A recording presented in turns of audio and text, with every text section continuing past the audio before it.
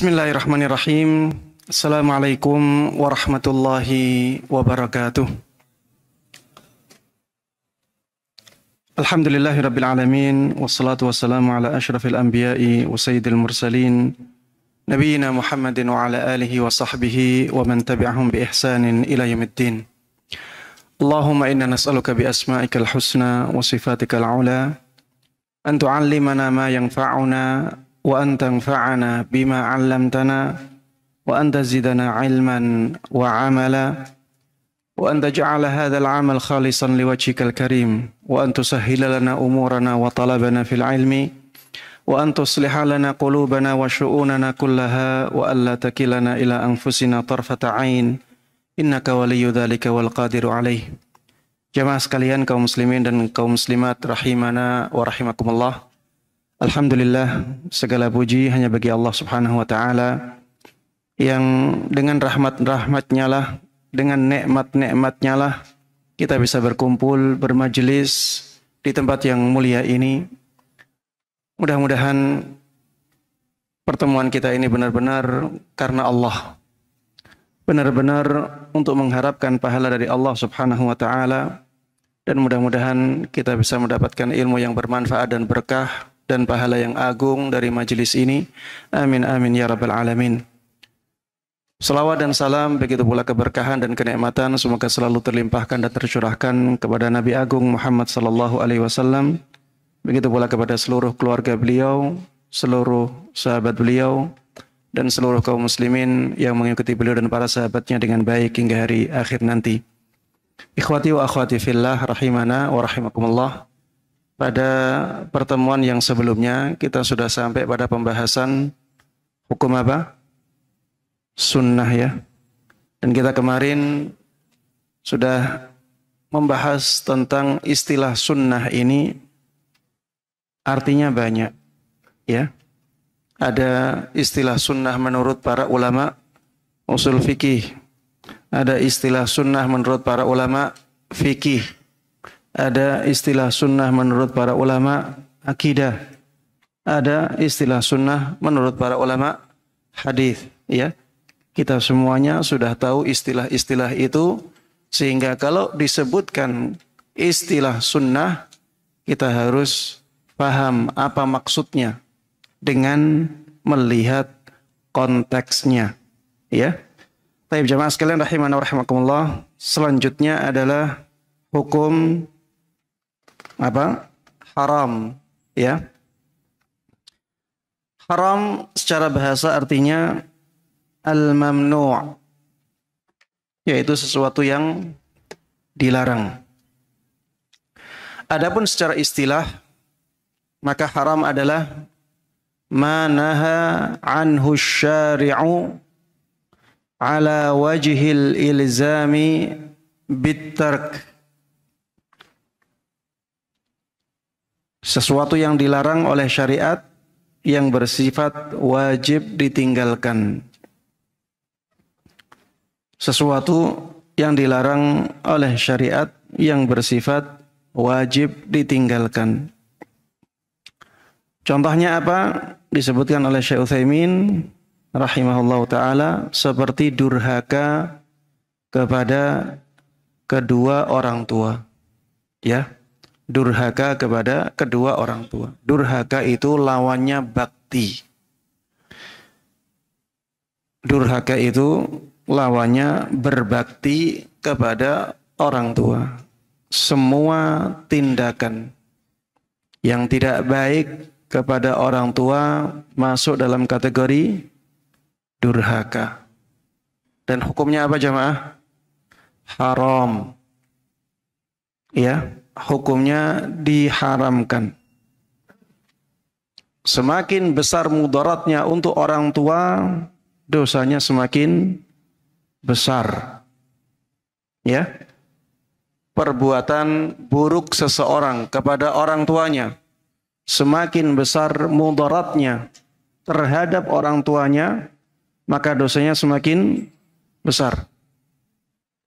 Maka jamaah sekalian rahimana wa rahimakumullah, perhatikan hak-hak orang tua kita dan bahagiakan mereka. Selagi masih ada, mereka tidak akan selamanya ada. Kalau masih ada, bersyukurlah. Karena mereka adalah awsatu abwabil jannah. Mereka adalah pintu surga yang paling tengah. Pintu surga yang paling tengah. Jamaah sekalian rahimana wa rahimakumullah. Ibnu Abbas radhiyallahu taala anhuma pernah mengatakan, aku tidak tahu ada amalan yang lebih bisa menghapuskan dosa-dosa seseorang melebihi amal bakti dia kepada orang tuanya. Maka ya, perhatikan masalah ini dengan baik. Ya, di zaman kita ini banyak orang yang tidak berbakti kepada orang tuanya. Banyak anak-anak yang mengganggu perasaan orang tuanya. Banyak anak-anak yang menzalimi orang tuanya. Banyak anak-anak bahkan mencelakai orang tuanya. Sering kita dengar berita anak membunuh orang tua. Iya, ada berita-berita itu banyak. Jangan sampai kita ya terjatuh ke dalam kesalahan tersebut. Na'udzubillahi min dzalik. Jamaah sekalian rahimana wa rahimakumullah. Baik. Saya ingin jelaskan biar bisa lebih jelas.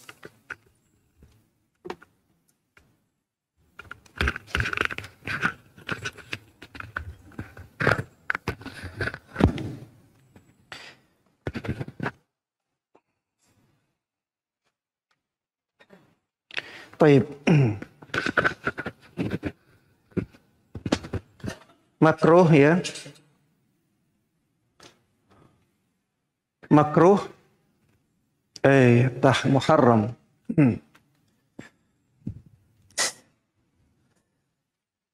Setelah muharram baru makruh. Ya, haram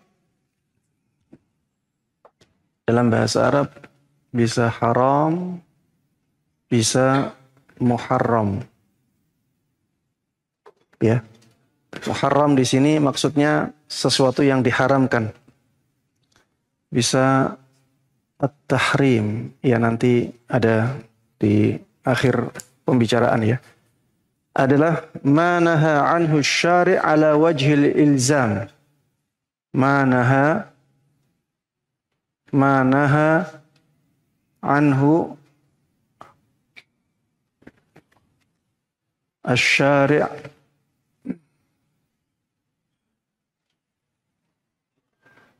ala wajhi. Biasanya kita pakai bahasa Indonesia ya. Iya ya.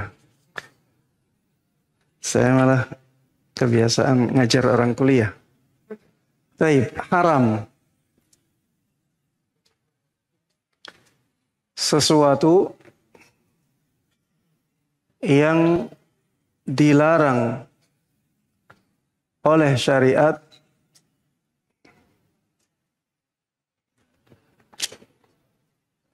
yang bersifat wajib ditinggalkan.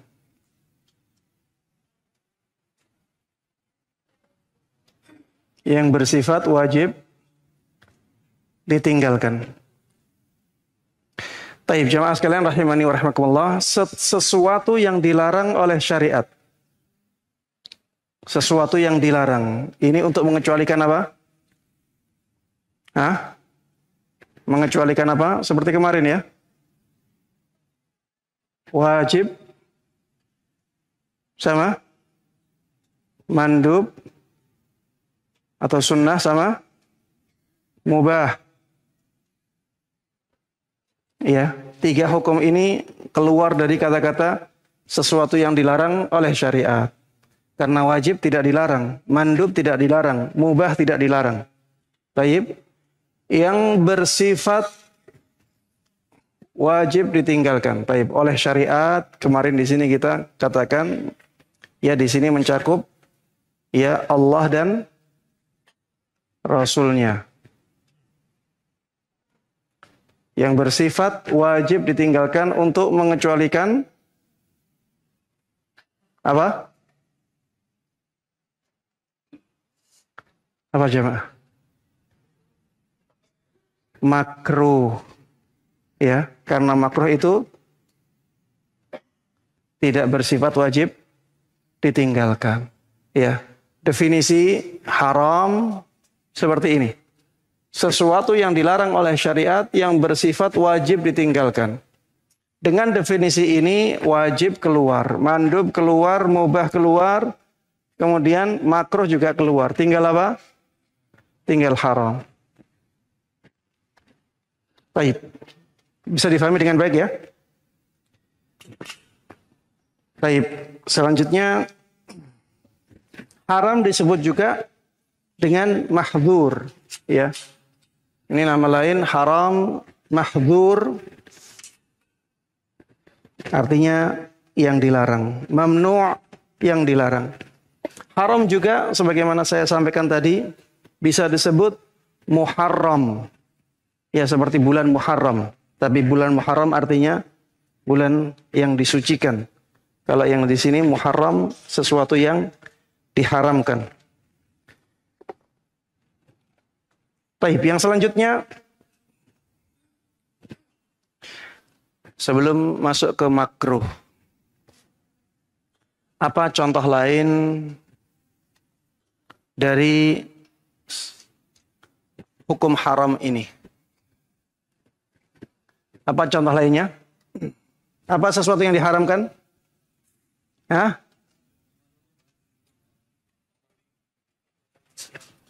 Taib. Ini prakteknya yang seperti ini ya. Ini teori. Prakteknya, contohnya. Contohnya banyak sekali. Tadi sudah ada yang menyebutkan apa? Kesyirikan. Ini keharaman yang paling berat. Ya, contohnya lagi apa? Dosa-dosa besar. Zina, membunuh tanpa hak, membunuh secara zalim. Apa lagi? Memfitnah. Apa lagi? Mencuri, riba. Apa lagi? Menyembelih untuk selain Allah. Memakai jimat, ya. Dan seterusnya. Ini semuanya sesuatu yang diharamkan. Baik. Ada definisi lain, yaitu definisi dengan menyebutkan apa? Definisi dengan menyebutkan samarah. Samarah itu menyebutkan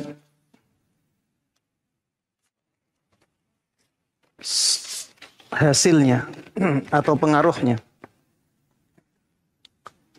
Seperti dengan mengatakan sesuatu yang apabila dilakukan mendatangkan dosa, apabila ditinggalkan mendapatkan pahala. Baik. Kapan seseorang mendapatkan pahala ketika meninggalkan yang diharamkan? Coba antum bayangkan sekarang, ya. Perbuatan yang diharamkan itu banyak tidak? Apakah antum saat hadir di majelis ini, antum dapat pahala meninggalkan kesyirikan, dapat pahala meninggalkan zina, dapat pahala membunuh secara zalim, memfitnah, mencuri dalam satu waktu? Jawabannya tidak. Lalu kapan seseorang dianggap mendapatkan pahala ketika meninggalkan yang diharamkan? Siapa yang bisa menjawab? seorang berniat dan dia gagal melaksanakan. Berniat Untuk melaksanakan maksiatan dan dia tidak jadi melaksanakan. Tidak jadi melaksanakannya.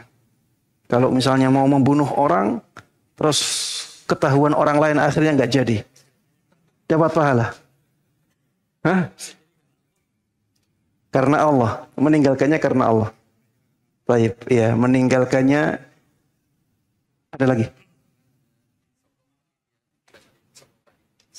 Baik, ini contoh-contohnya ya. Disogok, akhirnya tidak mau menerima sogokan tersebut. Ketika dipenuhi oleh hawa nafsunya. Baik, ada lain?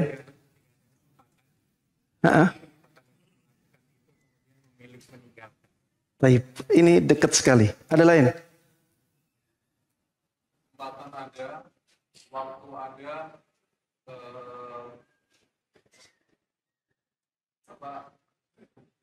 sudah tinggal melakukan saja, tapi memilih untuk ditinggal.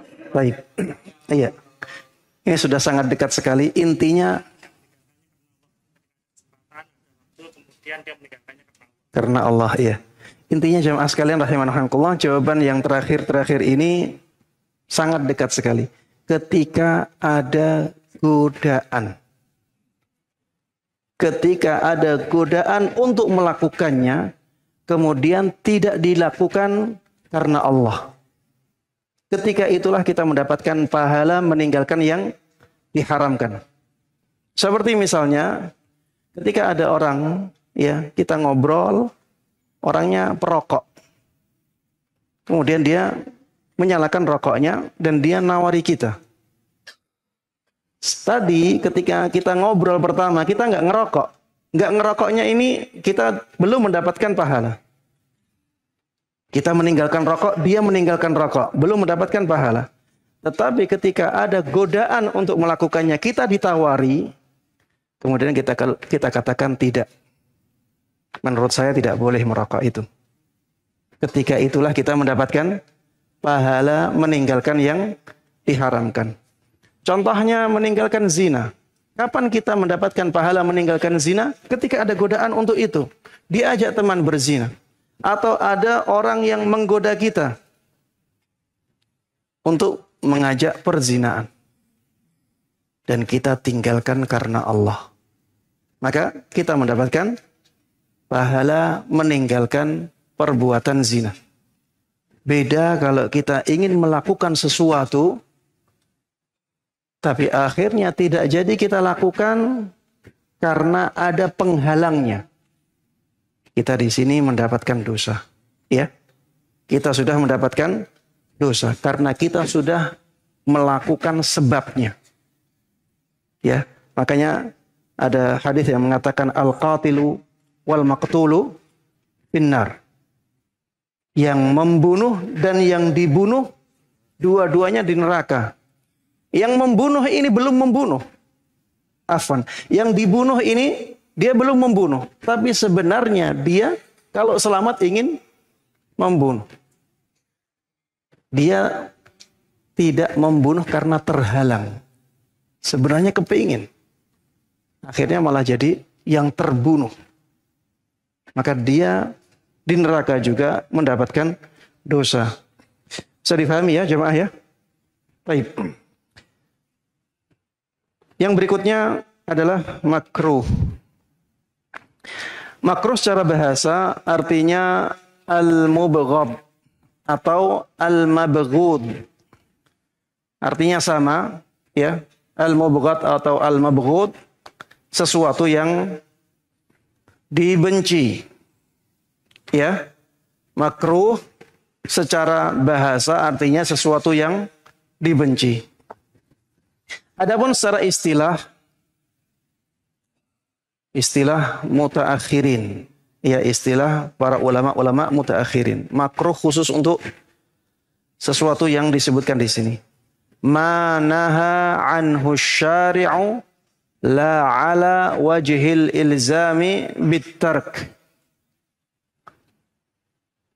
Sesuatu yang dilarang oleh syariat namun tidak bersifat harus ditinggalkan.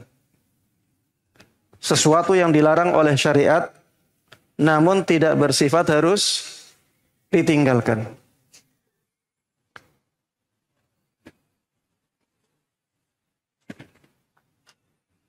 Kita ganti wajibnya dengan tidak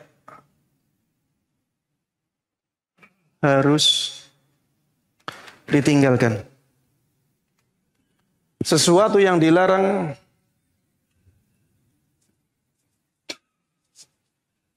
ini penghapusnya ada, nggak bisa.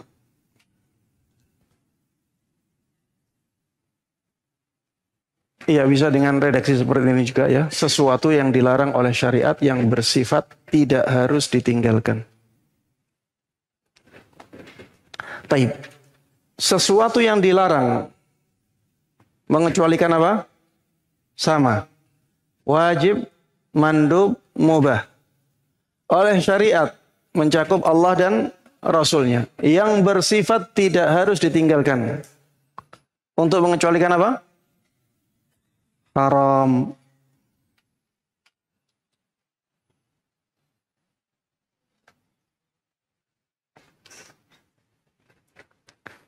Dengan definisi ini berarti mengeluarkan haram, wajib, mandub, dan mubah. Yang tersisa makruh. Baik. Contoh sesuatu yang makruh.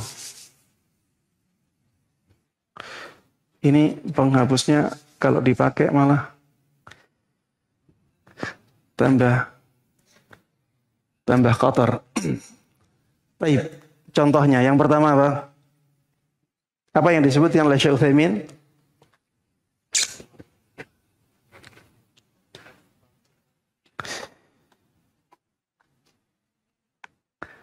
Mengambil sesuatu dari orang lain dan memberikannya dengan tangan kiri. Ya. Memberikan sesuatu kepada orang lain dengan tangan kiri. Atau menerima sesuatu dari orang lain dengan tangan kiri. Memberikan sesuatu dengan tangan kiri. Menerima sesuatu dengan tangan kiri. Apalagi jamaah? Minum dengan berdiri tanpa ada hajat. Tidak ada kebutuhan untuk minum berdiri, dia minum dalam keadaan berdiri. Baik.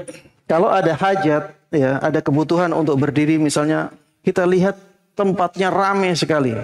Mau duduk nggak bisa, saking ramainya. Maka minum dalam keadaan berdiri menjadi tidak makruh. Apalagi meniup, meniup makanan, meniup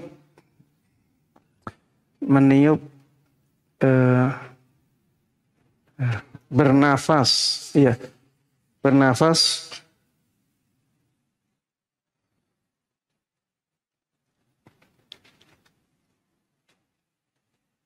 dalam gelas. Ya maksudnya ya meniup itu ya. Baik, meniup aja. Meniup makanan yang panas. Contohnya apa lagi? Membaca basmalah, membaca tasmiyah. Di mana? Di tempat yang kotor, ya. Membaca tasmiyah di misalnya toilet yang kotor. Di toilet yang kotor atau tempat buang hajat, ya. Baik. Ada lagi? Contohnya makruh agak susah ya. Iya, buang hajat menghadap ke kiblat atau membelakanginya.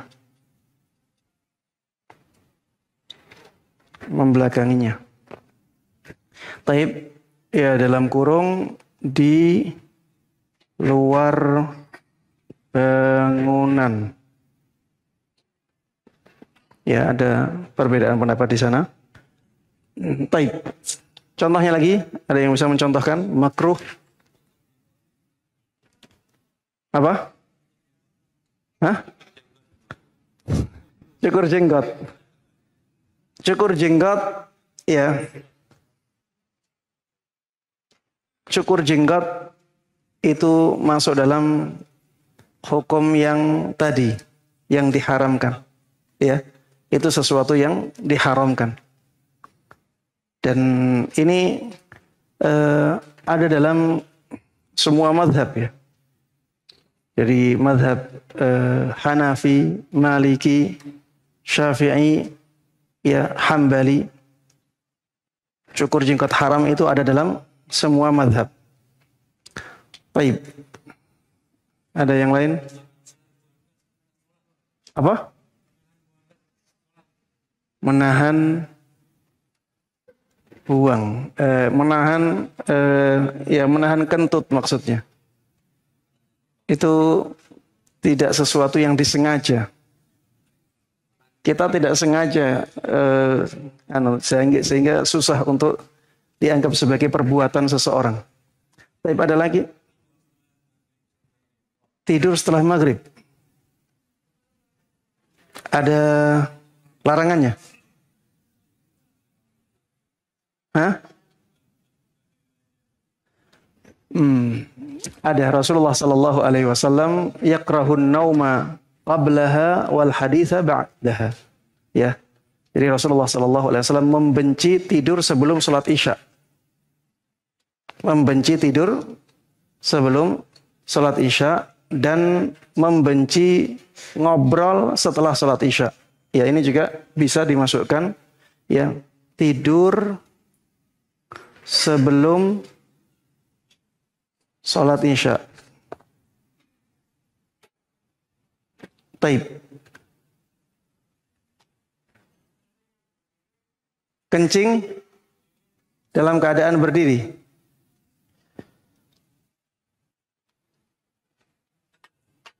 Rasulullah Sallallahu Alaihi Wasallam pernah kencing dalam keadaan berdiri.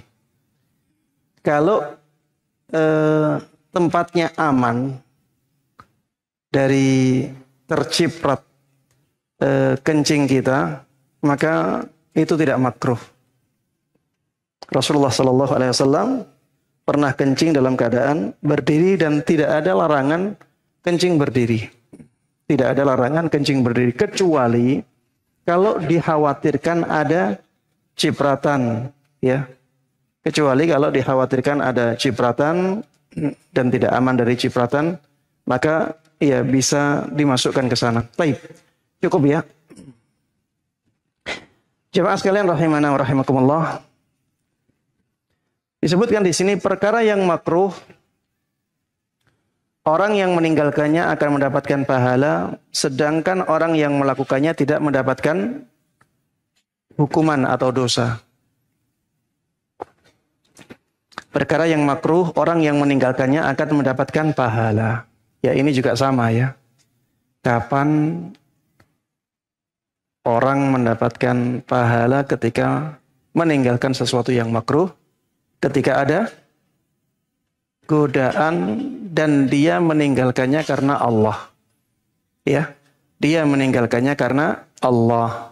Ketika itulah dia mendapatkan pahala dari meninggalkan sesuatu yang makruh.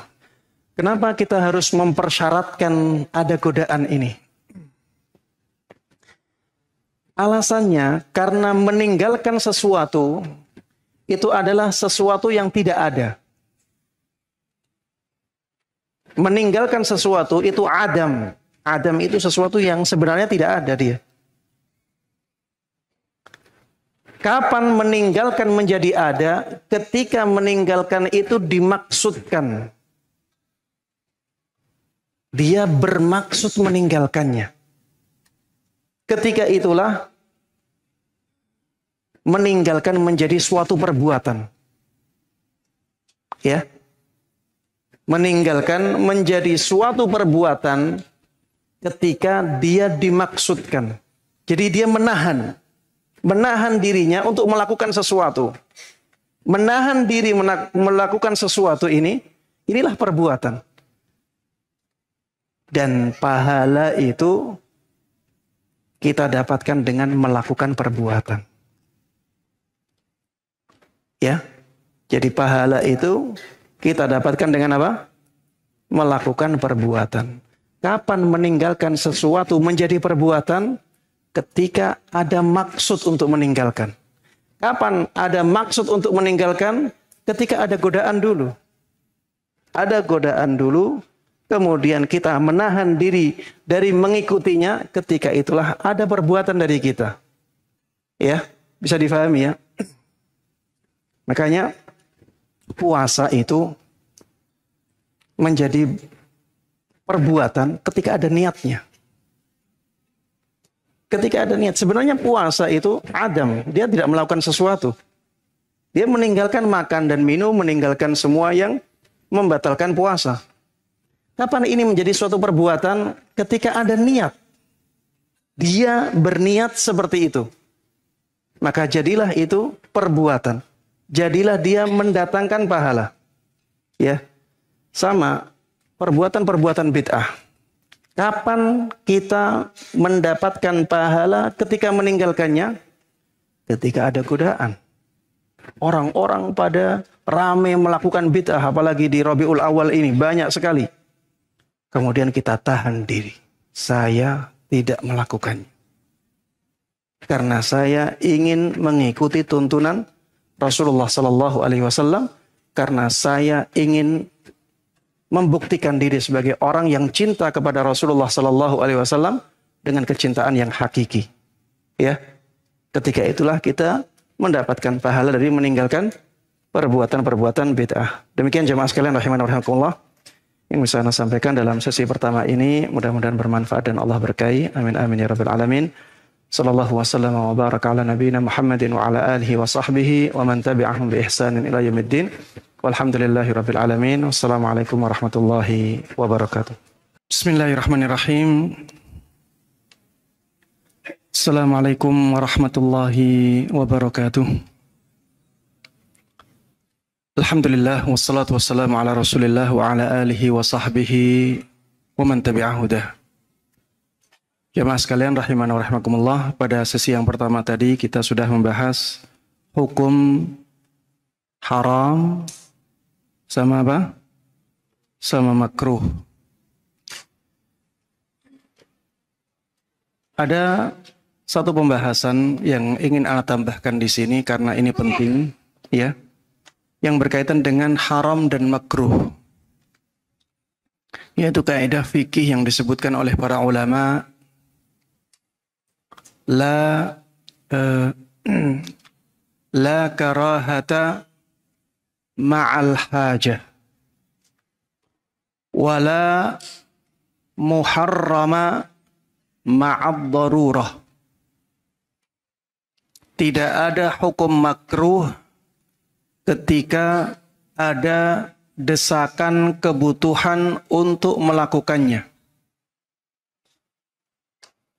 Dan tidak ada hukum haram ketika keadaannya darurat. Tidak ada hukum makruh ketika keadaannya mendesak untuk dilakukan. Dan tidak ada hukum haram ketika keadaannya darurat. Ya. Ini kaidah yang masyhur, ya, disebutkan oleh para ulama. Sesuatu yang makruh tadi yang kita sebutkan, kalau kita terdesak untuk melakukannya, maka menjadi tidak makruh. Menjadi tidak makruh. Seperti misalnya renggangnya shaf. Renggangnya shaf itu makruh. Ini pendapat mayoritas ulama. Tidak sampai derajat haram. Tapi kalau misalnya pada keadaan tertentu merapatkan shaf menjadi membahayakan, maka renggangnya shaf menjadi tidak makruh. Karena ada kebutuhan untuk melakukan yang makruh itu. Contohnya lagi, sholat di antara tiang. Sholat di antara tiang ini makruh. Tapi kalau misalnya tidak ada tempat lain, masjidnya sudah penuh. Tidak ada tempat lain kecuali tempat-tempat yang ada di antara tiang-tiang. Maka sholat di sana menjadi tidak makruh, hilang makruhnya. Kenapa? Karena ada kebutuhan. Ada desakan keadaan untuk melakukannya. Kalau misalnya masjidnya, Masya Allah besar, ya, jamaahnya sedikit, masih banyak yang longgar, ya, maka hindari tempat-tempat di antara dua tiang untuk sholat berjamaah. Tapi kalau tidak ada tempat lain kecuali di sana, maka kita sholat di sana tidak makruh, makruhnya hilang. Dan ini berlaku juga untuk haram. Ya, haram tidak ada keharaman ketika keadaannya darurat. Tidak ada keharaman ketika keadaannya darurat. Apa keadaan darurat itu? Siapa yang tahu? Keadaan darurat itu keadaan yang bagaimana? Mengancam jiwa. Terus, apa lagi? Tidak ada pilihan lain. Ada jawaban lain? Mengancam jiwa saja. Sampai mati. Tidak ada pilihan lain, bisa tidak sampai mati. Iya, mengancam jiwa. Para ulama, ya, kalau kita melihat definisi ulama ketika mendefinisikan darurat adalah keadaan di mana ketika seseorang tidak melakukan sesuatu yang diharamkan, maka jiwanya akan terancam sampai mati. Atau mendekati kematian. Yang ketiga, atau kehilangan salah satu anggota badannya. Ini keadaan darurat. Ya. Keadaan di mana ketika seseorang tidak melakukan yang diharamkan, maka dia akan mati atau mendekati kematian atau kehilangan salah satu dari anggota badannya. Ketika seseorang sudah sampai pada derajat ini, maka dia boleh melakukan yang diharamkan yang berkaitan dengan itu.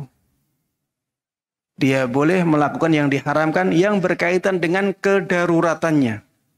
Misalnya, ya, kalau ada orang kelaparan, tidak ada makanan di hadapan dia kecuali harta milik orang lain. Kecuali harta milik orang lain. Dia kalau tidak makan di hari itu, mati dia. Atau kalau dia tidak ngasih makan anak-anaknya di hari itu, anak-anaknya akan mati.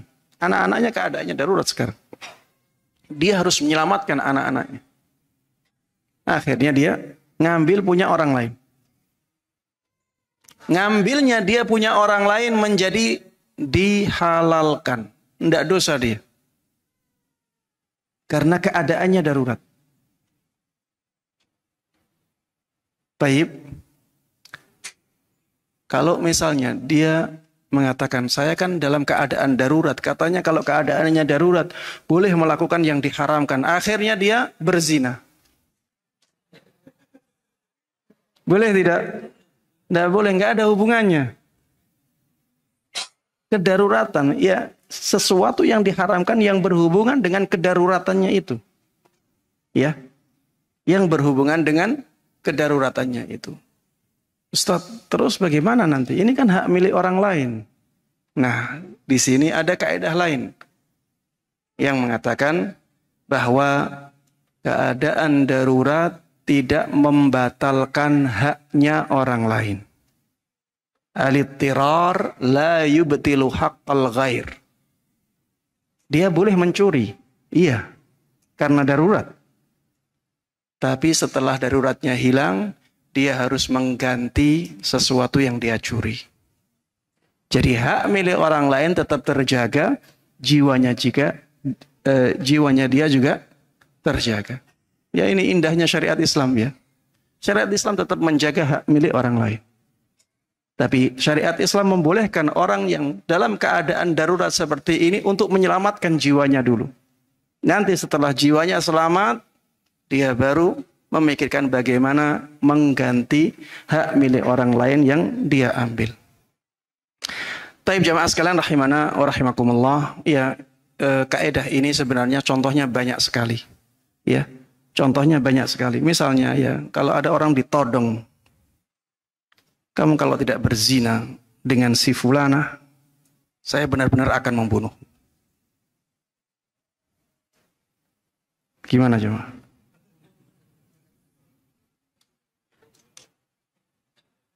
Kalau tidak berzina dia mati. Kalau berzina dia menzalimi orang lain. Dia boleh memilih mati. Jelas dia boleh memilih mati. Tapi apakah dia boleh berzina? Ya, di sini para ulama berbeda pendapat. Ada yang mengatakan boleh. Ada yang mengatakan boleh karena berzina itu berkaitan dengan kehormatan. Sedangkan ini ya, kalau tidak berzina nanti jiwanya yang mati. Ya. Badannya nyawanya hilang. Dan hifdzun nafas itu muqaddam ala hifdzil ird. Menjaga jiwa itu lebih didahulukan daripada menjaga kehormatan. Ada yang mengatakan demikian. Sehingga dia dibolehkan berzina untuk menyelamatkan dirinya saja. Kalau misalnya sebelum berzina jiwanya sudah selamat, nggak boleh berzina dia. Tapi dia boleh memilih mati dan itu yang lebih afdal bagi dia. Seperti orang yang dipaksa untuk melakukan kekufuran jemaah. Dipaksa untuk melakukan kesyirikan. Kalau tidak melakukan kesyirikan, maka nyawanya hilang. Maka dalam keadaan seperti itu dia boleh melakukan kesyirikan. Dia boleh melakukan kekufuran. Tapi hatinya harus tetap beriman. Karena hati itu tidak bisa dipaksa. Tidak ada yang bisa memaksa hati. Keinginan yang ada di hati, perbuatan hati, itu perbuatan seseorang. Dia yang berbuat. Tidak ada yang memaksa. Kalau hatinya kufur, berarti dia kufur. Hatinya syirik, berarti syirik. Tidak ada yang bisa memaksa hati. Makanya di dalam Al-Quran disebutkan, illa man ukriha wa qalbuhu mutmainnum bil iman, walakin man syaraha bil kufri sadran fa'alaihim ghadabun min Allah. Kecuali orang yang dipaksa. Dipaksa untuk melakukan perbuatan kufur. Orang yang seperti ini diampuni oleh Allah Subhanahu wa taala ketika melakukan kekufuran. Wa qalbuhu mutmainnum bil iman. Dengan syarat hatinya masih beriman. Dia masih menjaga keimanan yang ada di dalam hatinya. Walakin man syaraha bil kufri sadra. Kecuali kalau hatinya menerima kekufuran itu dengan lapang, fa'alaihim ghadabum minallah. Maka orang yang seperti ini yang pantas mendapatkan kemurkaan dari Allah Subhanahu wa taala, walahum adzabun adzim. Dan bagi dia azab yang agung. Taib jamaah sekalian rahimani wa rahimakumullah, masalah terakhir yang berkaitan dengan makruh adalah bahwa istilah makruh ini digunakan oleh para ulama mutaqaddimin untuk menyebutkan hukum haram.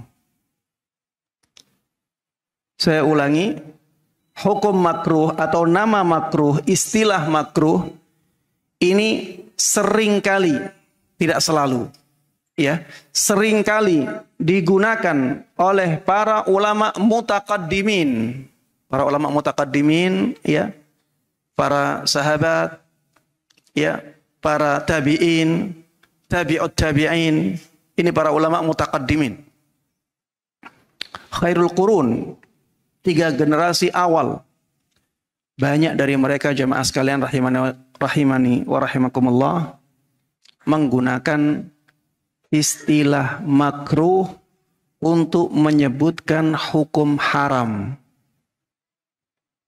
Dan ini yang mereka ambil dari Al-Quran dan Sunnah. Ya, dari Al-Quran Allah sebutkan di dalam surat Al-Isra, kullu dzalika kana sayyi'uhu 'inda rabbika makruha. Makruh disebutkan di dalam ayat itu. Kullu dzalika kana sayyi'uhu 'inda rabbika makruha. Sebelum ini yang Allah sebutkan apa? Kullu dzalika kana sayyi'uhu 'inda rabbika makruha, artinya ya semua yang tadi disebutkan itu keburukannya di sisi Allah makruh.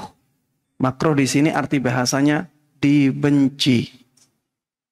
Itu semuanya dibenci oleh Allah. Yang disebutkan sebelum ini kesombongan, makan harta anak yatim, kemudian membunuh secara zalim, kemudian mubadzir, ya, melakukan tabdzir, menyia-nyiakan nikmat, kemudian durhaka kepada orang tua, kesyirikan. Disebut oleh Allah apa? Makruh. Kemudian di dalam hadis Nabi Muhammad sallallahu alaihi wasallam, wa kuriha lakum qila wal qal. Dan dibenci untuk kalian qila wa qal. Di sini ada yang mengatakan maknanya ghibah. Dan ghibah itu hukumnya haram. Disebutkan oleh Rasulullah, dibenci untuk kalian, dimakruhkan untuk kalian. Ghibah. Apakah berarti ghibah hukumnya makruh? Yang kita pelajari tadi? Tidak. Ya, makruh di sini maknanya haram. Ya. Makanya kalau kita membuka buku-buku hadis yang mutaqaddimin, buku-buku hadis yang mutaqaddimin, maka jangan fahami makruh langsung kepada makruh yang istilahnya mutaakhirin. Istilah para ulama mutaakhirin. Yang kalau dilakukan tidak ada dosanya. Jangan fahami seperti itu. Karena kalau kita fahami seperti itu, nanti akan banyak sesuatu yang hukumnya haram kita katakan boleh dilakukan. Dan ini berbahaya. Makanya di sini jamaah sekalian rahimani wa rahimakumullah, kita harus tahu istilahnya para ulama. Jangan memaknai istilah yang dipakai oleh mereka dengan makna yang tidak mereka inginkan. Nanti akhirnya kita salah memahami perkataan para ulama. Di dalam kitab-kitab hadis disebutkan, ya, bab makruhnya duduk di atas kuburan. Babu karahiyati al-julusi alal maqabir. Ya, kalau kita terjemahkan bab makruhnya duduk di atas kuburan. Apakah duduk di atas kuburan itu makruh? Jawabannya enggak. Jawabannya haram. Tidak boleh duduk di atas kuburan. Babu karahiyatis salah ilal maqabir. bab makruhnya sholat menghadap ke kuburan atau di kuburan. Ini bukan makruh jemaah. Yang makruh yang menurut istilahnya para mutaakhirin tidak. Ini maksudnya haram, tidak boleh. Imam Syafi'i mengatakan wa akrahul ma'tam. Kalau kita artikan dengan arti yang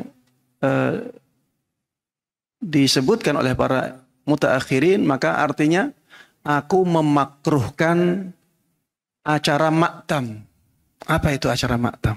Disebutkan bahwa acara maktam itu berkumpulnya orang-orang di keluarga yang kehilangan kerabatnya. Maksudnya kerabatnya meninggal. Kemudian mereka berkumpul, kemudian mereka menyediakan makanan, menyediakan minuman. Itu disebut maktam oleh Imam Syafi'i. Dan itu beliau sebutkan akrah.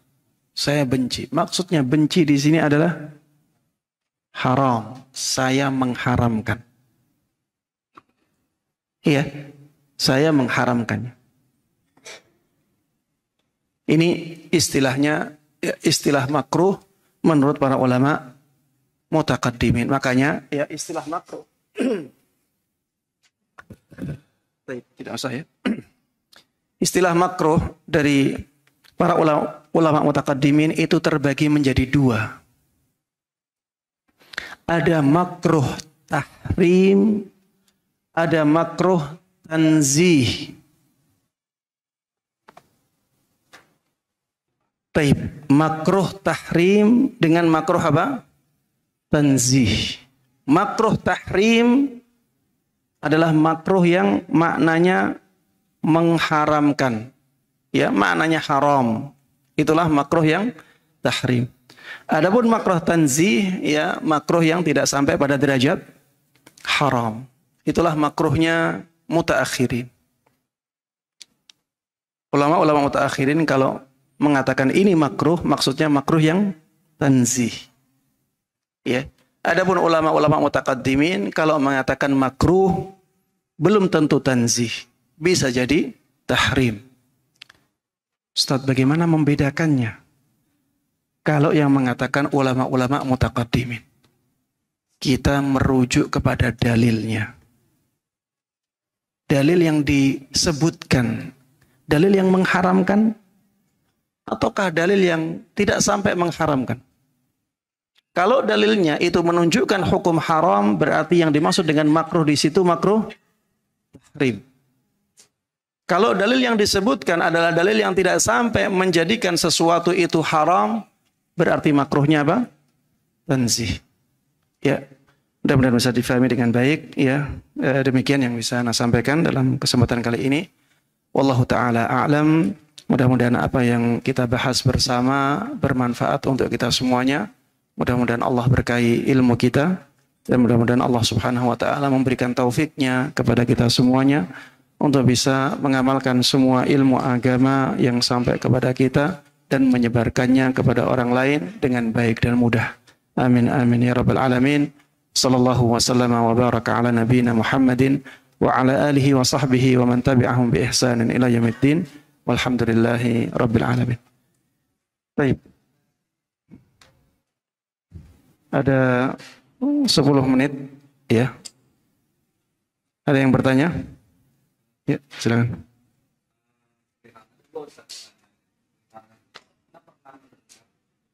Kalau sudah sepanjang ini boleh dilakukan.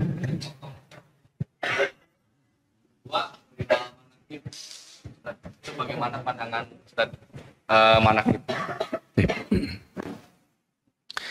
Manakib siapa ini? Taib. Jemaah sekalian rahiman rahimakumullah, pertanyaan yang pertama, apakah jenggot ketika sudah melebihi satu genggam, ya, melebihi genggaman orang yang memilikinya, boleh dipotong ataukah tidak boleh dipotong? Ini masalah yang diperselisihkan oleh para ulama. Para ulama berselisih di sini. Ada yang mengatakan tidak boleh. Sampai di dalam biografi seseorang ya. Ada yang sampai jenggotnya panjang sekali. Kalau dia tidur, jenggotnya ditaruh di plastik. Jangan tertawa, benar ini. Benar. Saking panjangnya jenggotnya. Disebutkan di biografinya. Biografi seorang ulama. Ya. Jadi kalau dia tidur, saking panjangnya jenggotnya ditaruh di plastik. Biar ya kalau dia tidur ya tidak nyangkut kemana-mana mungkin. Pendapat yang kedua, pendapat yang mengatakan dibolehkan. Dan ini pendapatnya Imam Syafi'i rahimahullah ta'ala. Ya, disebutkan dalam biografi Imam Syafi'i, ada salah seorang muridnya mengatakan,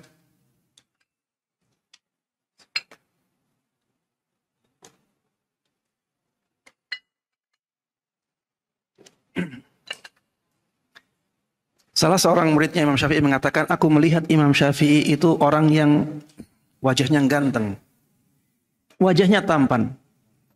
Dan aku biasa melihat beliau mengambil atau menggenggam jenggotnya, kemudian memotong yang melebihi genggamannya.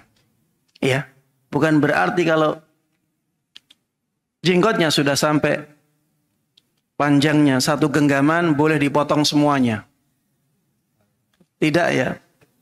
Tapi kalau sudah sampai melebihi satu genggam ya, maka boleh dipotong yang melebihi satu genggam. Dan ini pendapat yang saya lihat lebih kuat jemaah. Kenapa? Karena adanya perbuatan dari sahabat Ibnu Umar radhiyallahu taala anhuma. Beliau setiap kali melakukan haji atau melakukan umrah dan beliau halak atau taksir yang biasa disebut sebagai tahallul ya, itu beliau menggundul kepalanya. Setelah menggundul kepalanya, beliau juga mencukur jenggotnya yang melebihi satu genggaman, yang melebihi genggaman beliau potong.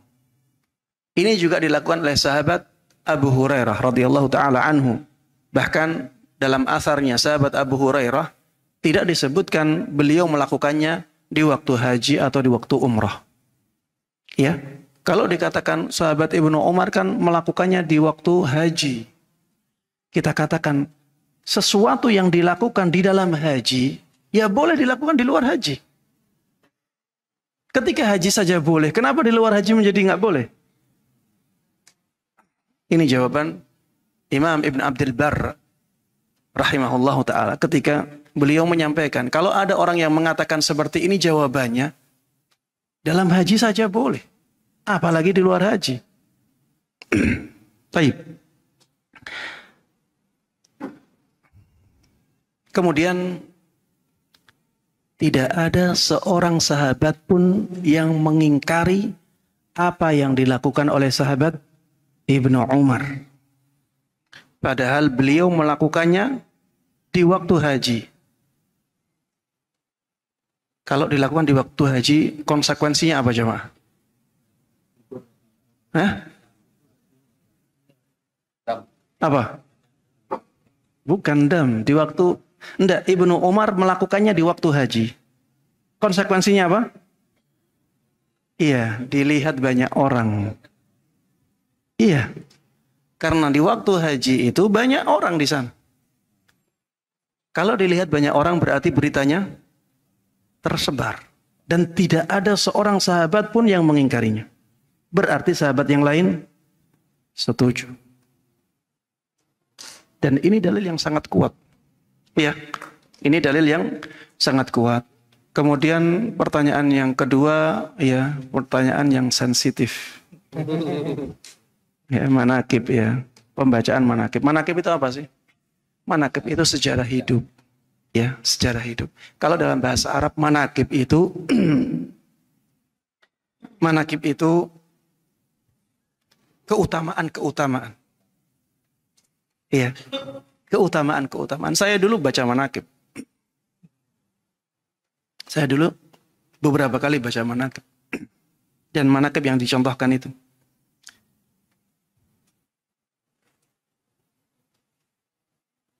pembacaan manakib seperti itu kemudian diyakini bisa melapangkan rizki. Ya, saya pernah melakukannya, makanya saya tahu. Diyakini bisa melapangkan rizki, memudahkan urusan seseorang. Ini tidak ada dalilnya. Mana dalilnya? Kalau pembacaan manakib dari selain sahabat, itu bisa mendatangkan manfaat yang seperti itu. Bagaimana kalau kita membaca manakibnya sahabat Abu Bakar? Bagaimana kalau yang kita baca manakibnya sahabat Umar? Bagaimana kalau yang kita baca manakibnya sahabat Utsman, sahabat Ali radhiyallahu taala anhum ajma'in? Harusnya manfaatnya jauh lebih besar. Benar tidak? Bagaimana kalau yang kita baca adalah manakibnya siapa? Rasulullah sallallahu alaihi wasallam. Harusnya manfaatnya lebih luar biasa. Kenapa harus manakibnya yang dicontohkan tadi?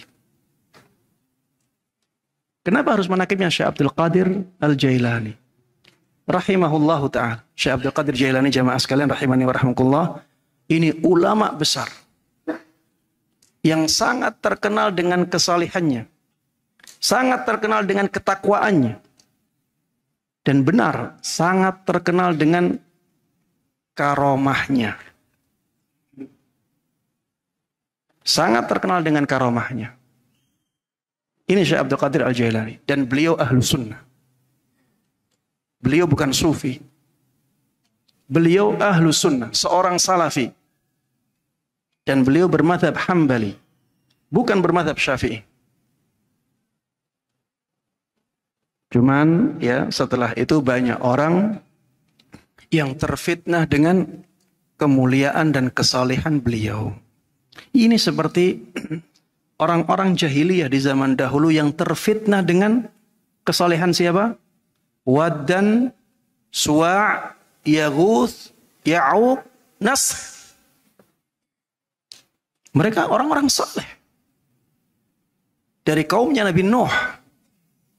Kemudian disembah. Allat, orang saleh. Ya. Orang saleh asalnya, orang ini selalu memberikan adonan roti kepada para jamaah haji. Kemudian kuburannya disembah setelah itu. Diagung-agungkan. Orangnya saleh. Seperti Nabi Isa.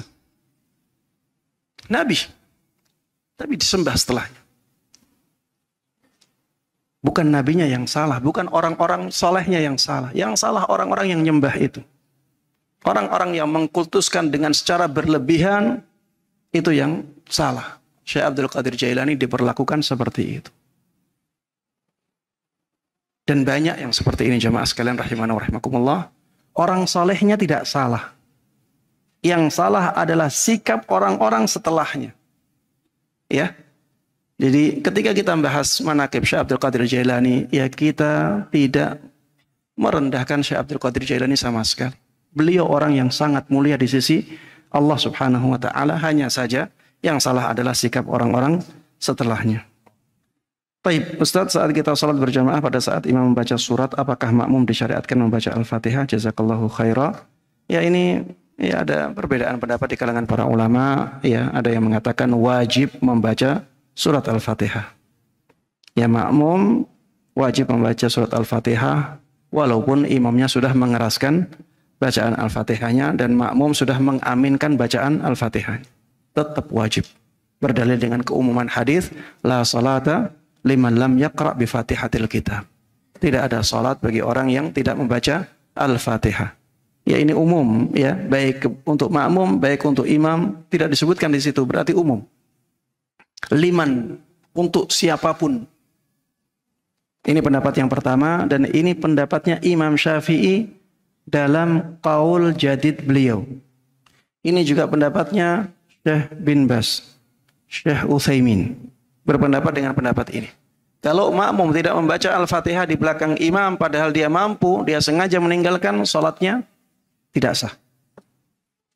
Pendapat yang kedua, pendapatnya Imam Syafi'i dalam qaul qadimnya.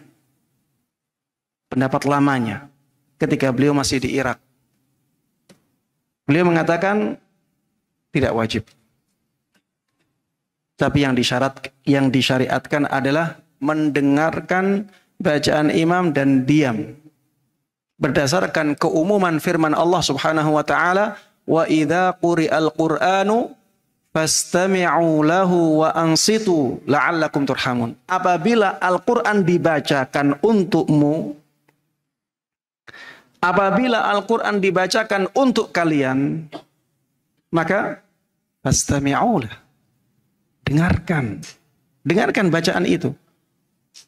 Dan tidak cukup mendengarkan, wa ansitu, diamlah kalian.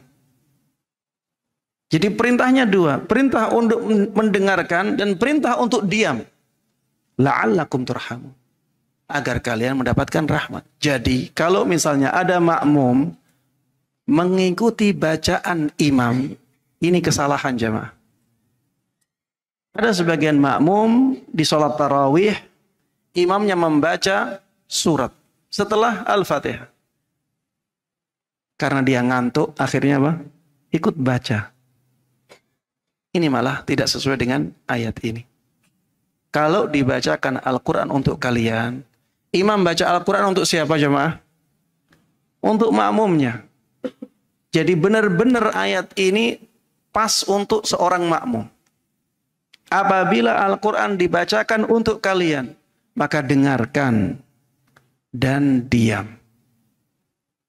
Dan ini umum juga. Siapapun. Baik dia seorang makmum, ya, maka siapapun dia, ya laki-laki ataupun perempuan, maka dia wajib untuk mendengarkan. Dan imam, ya, ketika selesai membaca surat Al-Fatihah, biasanya langsung membaca surat setelahnya. Jeda waktunya sangat sedikit. Tidak cukup bagi kita untuk membaca Al-Fatihah. Ya, ana lebih menguatkan pendapat ini. Ya, dan pendapat ini juga dikuatkan oleh beberapa imam. Ya, seperti Imam Abu Hanifah menguatkan pendapat ini. Di antara ulama kontemporer Syekh-Albani rahimahullahu taala, beliau menguatkan pendapat ini. Ya, intinya dua pendapat itu ada para imamnya. Ya, kita di sini hanya menyampaikan, ya saya hanya menyampaikan apa yang saya lihat lebih kuat. Allah taala alam, ana melihat lebih kuat pendapat yang kedua. Ketika makmum ya berada di belakang imam yang mengeraskan bacaan Al-Qur'annya, ya, maka makmum tugasnya adalah mendengarkan bacaan tersebut, ya, dan diam, ya, mendengarkan bacaan tersebut dan tidak membaca bacaan yang lain. Dengarkan dan diam. La'allakum turhamun, dan dengan demikian makmum akan mendapatkan rahmat dari Allah Subhanahu wa ta'ala. Apalagi ya, makmum itu ketika imam membaca surat Al-Fatihah, ya, makmum itu mendengarkan bacaan imam. Kemudian setelah itu makmum mengatakan amin. Dan yang ada dalam Al-Fatihah itu doa. Dan ketika seseorang, ya, seorang imam berdoa, ya, misalnya ada orang berdoa, ana berdoa misalnya, antum mengatakan amin. Bukankah antum itu seperti berdoa dengan doa yang ana baca? Benar tidak? Kalau anda mengatakan Rabbana atina fid dunya hasanah wa fil akhirati hasanah wa qina adzabannar, antum mengatakan amin, amin, amin. Bukankah ini sama, antum sama seperti ana? Antum juga maksudnya berdoa dengan doa itu? Bukankah seperti itu? Iya. Makanya di dalam surat Yunus, ya, di dalam surat Yunus itu ketika Allah Subhanahu wa taala, ya, menyebutkan doanya Nabi Musa, ya, Rabbana tmis ala amwalihim washdud ala qulubihim fala yu'minu hatta yarawul adzabal alim. Disebutkan oleh Allah ayat setelahnya, qala qad ujibat da'watukuma. doa kalian berdua telah diijabai. Padahal di ayat sebelumnya yang berdoa siapa? Nabi Musa saja. Kenapa disebutkan dua orang? Karena Nabi Harun mengaminkan doanya Nabi Musa. Kemudian disebutkan oleh Allah, dua orang ini sama-sama berdoa. Begitu pula dengan orang yang mengaminkan Al-Fatihahnya imam. Ya. Ketika dia mengatakan amin, itu bisa menjadi pengganti Al-Fatihahnya. Ini ya pandangan ulama-ulama yang mengatakan bahwa bacaan Fatihahnya imam itu sudah cukup menggugurkan rukun Fatihah bagi makmumnya yang ya ketika dibaca secara keras. Ya ini khilaf dalam masalah ini banyak ya. Dalam mazhab Hanafi itu makmum itu tidak membaca Al-Fatihah sama sekali.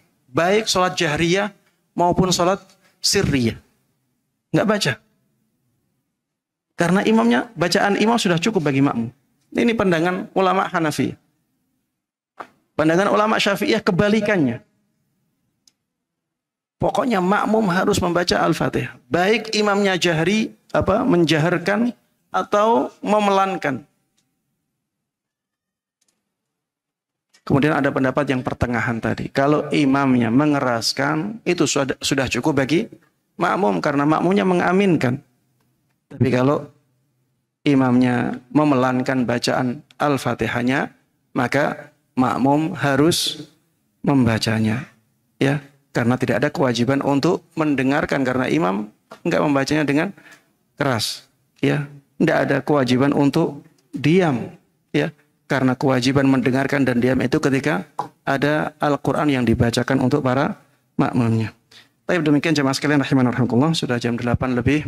Kita akhiri kajian kita sampai di sini. Mudah-mudahan apa yang kita bahas bersama bermanfaat untuk kita semuanya. Mudah-mudahan Allah Subhanahu wa taala selalu menjaga kita, menjaga jasmani dan rohani kita, menjaga agama dan dunia kita.